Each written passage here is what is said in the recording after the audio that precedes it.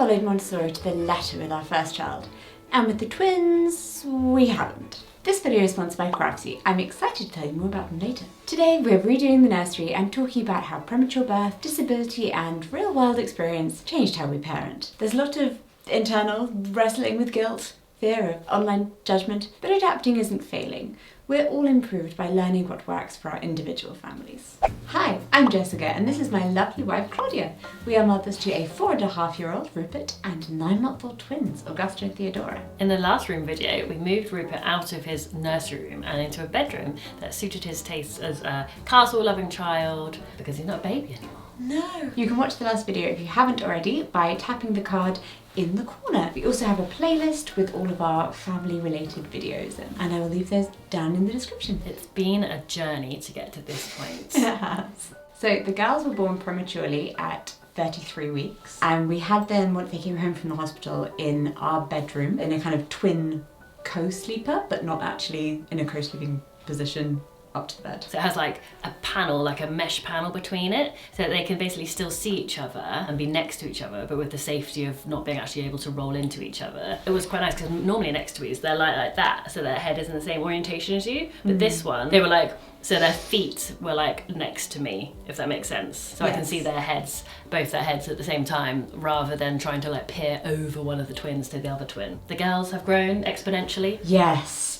they have. And they didn't really have a clear, like, defined space in the house. They didn't have a room, which really stressed me for ages. They don't. Even before they came, because there wasn't a place we could put baby stuff in waiting for this baby to arrive. It was just everywhere. Baby clothes, toys stored in different rooms. They were going to have the little room when it was one baby. I was going to be there for one because that fit one cot. Yeah. Quite nicely. Wonderful. No, it ended up being 2 babies rather than 1. We considered moving them here into my office, but it would take building work because I actually have lights screwed into the ceiling. Yeah, and then also where would your office be? Then we were like, oh, your office will have to be in a garden office. And Jessica was like, yeah, what a wonderful idea. Yeah, we'll make it look so pretty and we'll do photos. And then like winter sort of started creeping in and we were like, what is the actual chances of you walking out in a ball gown or whatever it is you decide to film in that day across our muddy garden path down to a effectively glorified shed to film? Low. Yes. Yeah. We scratched that idea and we were like, no, you know what, we're going to move Rupert. That makes so much more sense. That made so much more sense. It was difficult to exist with their stuff just kind of all over the house, and it took up a lot of space in our bedroom. Their main area was, and probably still, the kitchen, where they spend most of their time. They have this like that's where we all spend most of the time.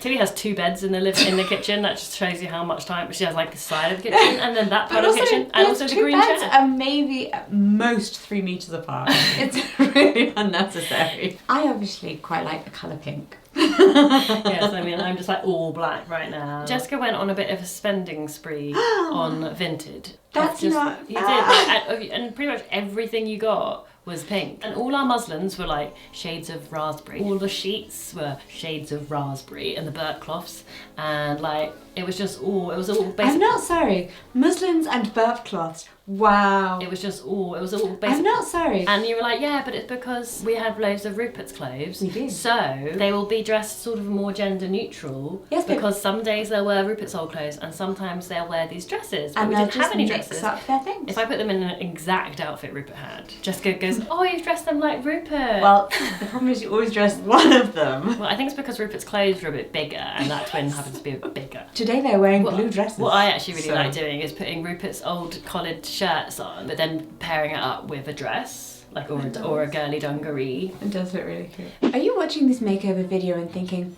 that's nice, but I could never. I wish I was a crafty person who could make things or arrange them so they look nice, but I'll never be able to make it look the way things do on my Instagram feed, so I might as well not try. Well, firstly, stop. As someone who makes aesthetic Instagram posts, I can tell you that they're largely lying to you. Oh, she claims she did that all in one day? No, she did that in 3 and she just wore the same clothes every day. Don't judge your early creative output by the very best thing someone's ever done. And secondly, getting started can feel really scary, but we can only learn through trying, and I have found the perfect thing to get you started. Our returning sponsor, Craftsy. Craftsy is an online resource for all things creative, with over 2,000 classes across many different categories, from sewing to painting, from woodworking to cooking. Crafty's experts help millions of people learn new skills. skills or get better at ones they already love. One of our most used classes this last year has been Sandy Butcher's Baby Photography at Home, Capture the First Year. It was so helpful for teaching us how to kind of change our technique as the girls aged. To start with, they're curled up little balls. So Sandy talks you through positioning them safely in a way that allows you to get great shots without upsetting the nap routine or making them uncomfortable. Then as they grow, Sandy's tips help with how on earth do I get a clear shot of the speeding train called Baby? That's where we're at right now, the speeding train called Baby. I'm also using Craftsy's cake decorating courses with Ashley Holt to prepare for decorating the girls' first birthday cake, which I'm planning on doing myself, so come back in a few months to see how I do. Whether you're looking for your next project, you want to kind of perfect a skill, or troubleshoot a tricky creative issue, Craftsy and their community are here for you. The first 1,000 people watching this video to use the link in my description will get a full year of premium membership to Craftsy for only $1.49. Yeah, the offer is valid for new members only, so jump in now before it's too late.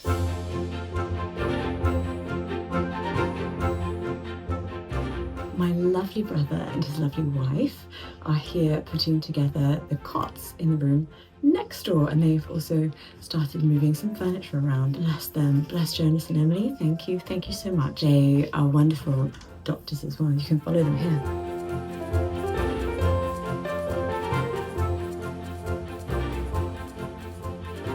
We now have 2 cots, but only 1 mattress. It will be delivered tomorrow. Other things in this room that we need to change include the light up here and some of the things on the wall that are still Rupert's. The other side of the room, not looking done. We have moved in all of the books here that are the baby books that are definitely for the girls' age group. They've been moved in here from what is now Rupert's room, which used to be our very untidy library. I have a very big box of clothes down here, which is a 12-month to 18-month box of clothing, because I have kept everything that Rupert has ever worn. So that needs to go into boxes in here where I'm going to be like summer 12 to 18, winter 12 to 18. 6 months is a large gap. Both Claude and I are very much looking forward to the babies no longer sleeping in our room, and we'll actually be able to like turn the light on at nighttime, you know, find our pajamas. Don't worry, they're twins. They won't feel alone because they have each other.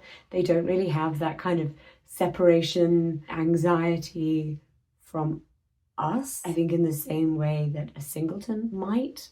I think it also might have something to do with being identical twins, but I don't know. Twins, fill us in the comments. Let us know your own experiences. Disclaimer, obviously every family is different.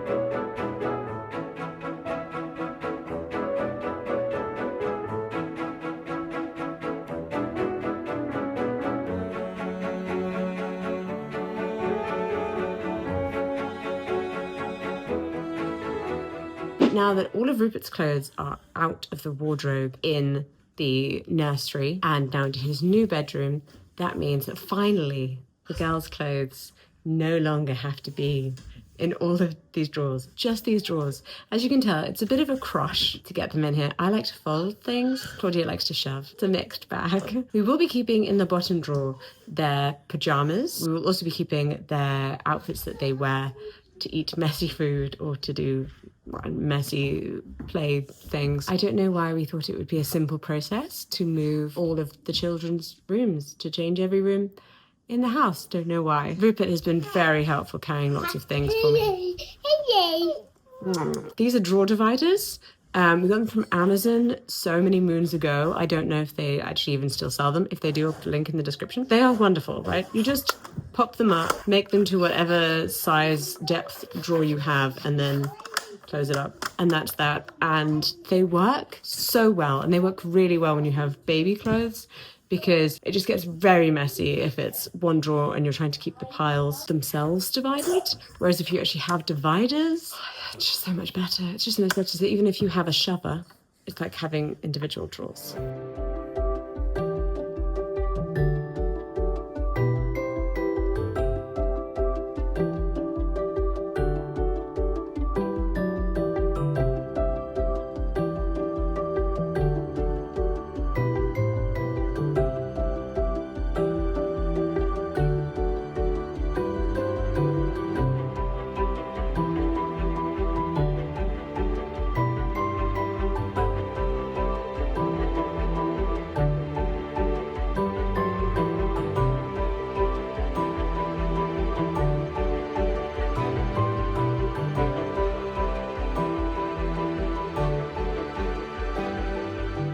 So we have reused Rupert's chest of drawers, I guess. The thing I made that had baskets where his clothes were, and so now it's a shelf, which is actually what it was originally designed for. So this is now going to be their Montessori shelf in their bedroom, where they have different little toys and activities, things that they're working on. They're still going to have things downstairs. That's kind of going to be their main movement area and where they spend most of their time concentrating. So the things in here are really just to keep them occupied, especially when we're changing one of them and we need the other one to just be doing something right now. Or you've just woken up and I just need to put you on the floor right now while I go and find you some clothes.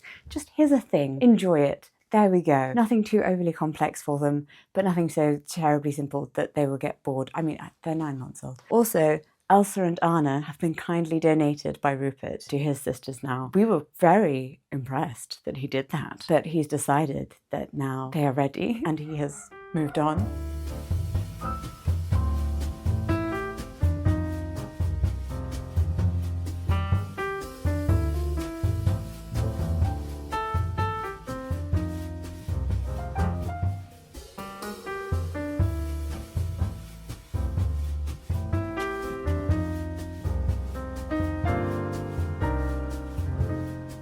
And this lovely piece here just conveniently happens to match.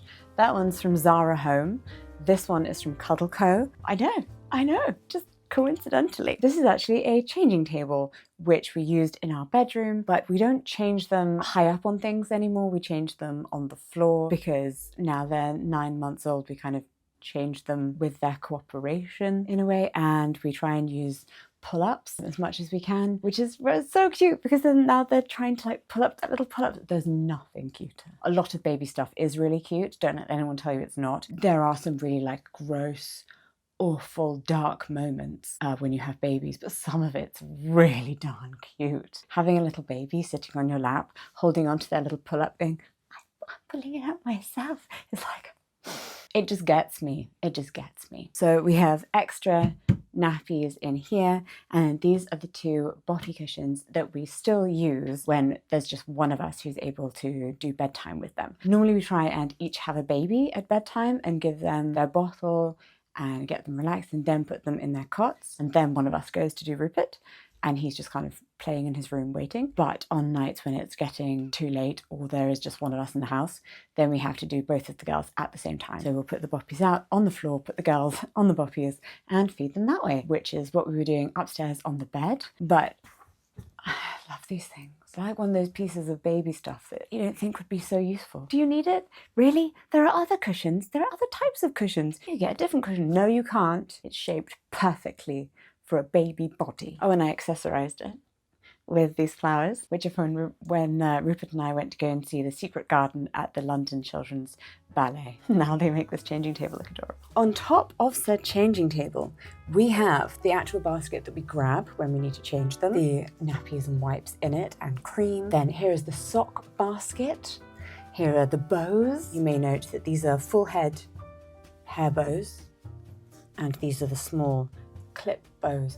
Do we have more bows than socks? Yes we do. Should I possibly get a larger basket for the bows? Vote yes in the comments. As anyone who knows us knows, I'm definitely the person in this couple who likes pink the most. I happily dressed Rupert in pink and I dressed the girls in pink. It's one of my favourite colours and I really like to see it. When they're able to express an opinion on it, they can. I wouldn't ever force pink on them, and I definitely wouldn't do an entire room in pink, which is a clip that's going to come back to bite me probably one day. But instead I'm just going for raspberry accents. I go for raspberry pink because then all the pinks match. Yeah, if you like pink or you want to pink up your child's life, choose a type of pink and then really stick to it. I wanted it to have this vintage colour palette that wasn't saturine, just a calm, cosy room. Alright, we've put the linens onto the cots, including a cot skirt. I decided this was very important because Look at all this real estate underneath this cot where you can keep things. This is genius. You don't get this with a floor bed. So now we have the cot skirt. We can hide all manner of things under the cot. The actual linens, these I got from Etsy, from a small business. I highly recommend getting lovely, lovely linens. Also, the thing that the books are in underneath this cot is actually the changing topper from the Pottery Barn changing table, which is downstairs in the kitchen. So we're reusing that very helpfully. This chair here used to be Rupert's book reading chair, but now we use it as a nursing chair. I know what you're thinking. What? That's clearly a toddler chair. How do you sit on it? Also, we didn't ever put legs on it to make it easier for him to get on it, so it's very low down. For some reason, somehow, it's the perfect thing for when you are feeding a baby and then they fall asleep. Unlike when you're sitting on the floor and then you've got to somehow hook yourself up and use all your weight. The height of this chair means that you just put one leg underneath you and one leg you push up on. Highly recommend. Rather than getting a big adult chair, just get a small child's chair. The cots are vintage style walnut. They're solid wood with really pretty spindle bars and a really warm look. And speaking of the cots, the girls have cots. Shakara. You should find like an old video of us going like totally bashing cots. We were like, they're prison bars. Yeah. Now we're like, cages for babies. They're good. They can't get out. So we put them in cots. Yes, we put them in cots. They are now very, very safe and they can't keep each other awake by climbing on top of each other. Yeah, but they are cots that when they are moving more, like actually being able to pull themselves up to stand, we're gonna make them not cots, we're gonna make them into the little toddler beds. Yeah. Where they have like a side rail with an exit point. So we still very much believe in the freedom of movement, in them having their independence. I think that there are just some things, especially with the way the girls were born, that made us re-evaluate. Because with Rupert, I don't think I was quite so precious. I mean, he was like, oh, our first baby, but I hadn't seen him in an incubator. Yeah. So small that her leg was the same size as my little finger. Like, I'm never going to get over that. And then it's very hard to think of that baby, even though she's so much bigger now. Yeah. And be like, yeah, it's fine. I know that as a parent, I'm going to have to work very hard on the not saying, like, be careful. Yeah, like, we kept floor play, we kept observation, we keep following their pace, but we've just let go of the floor beds and I guess more rigid timelines. We've let go of the floor beds from such an early age. Yeah. But once they're actually able to crawl properly or push, like pick themselves, like pull up to stand and walk and stuff, then they will be actually on a floor bed, like toddler bed thing. It's like a low down bed that you can get in and out of themselves. Also, it's actually kind of a bit better for your back, not having them down on the floor. It is true.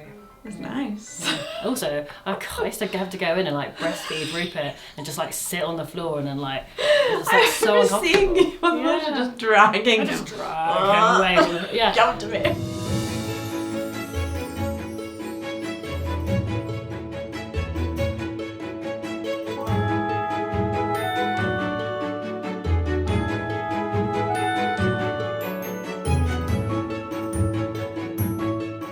I would love to do a reveal here, the same way we did with Rupert's video, where the twins walk in and say what they think, but they're 9 months old, they love everything, they spend their entire day just laughing at the face the other one pulls. Yeah, they're very easy to please. So in that way, this bedroom makeover was less high-pressured than having to create something a 4-year-old with strong preferences would like, but at the same time, it felt to me like it was pressured. But you know, as with most parenting things, the person who was judging you the most was yourself.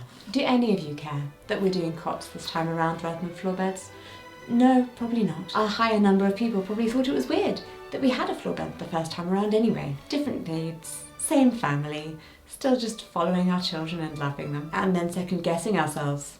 Thank you so much for watching this video. Let me know what you think of the makeover in the comments. What's your favourite bit? If you've enjoyed this video, then share it with your friends. Go follow us on Instagram at Jessie and Claude. And of course, don't forget that the first 1,000 people watching this video to use the link in my description will get a full year of premium membership to Craftsy for only $1.49. The offer is valid for new members only, so jump in now before it's too late. Whether you're looking for your next project, want to perfect a skill, or troubleshoot a tricky creative issue, Craftsy and their community are here for you. What will your next project be? Let me know in the comments and I'll see you in my next video.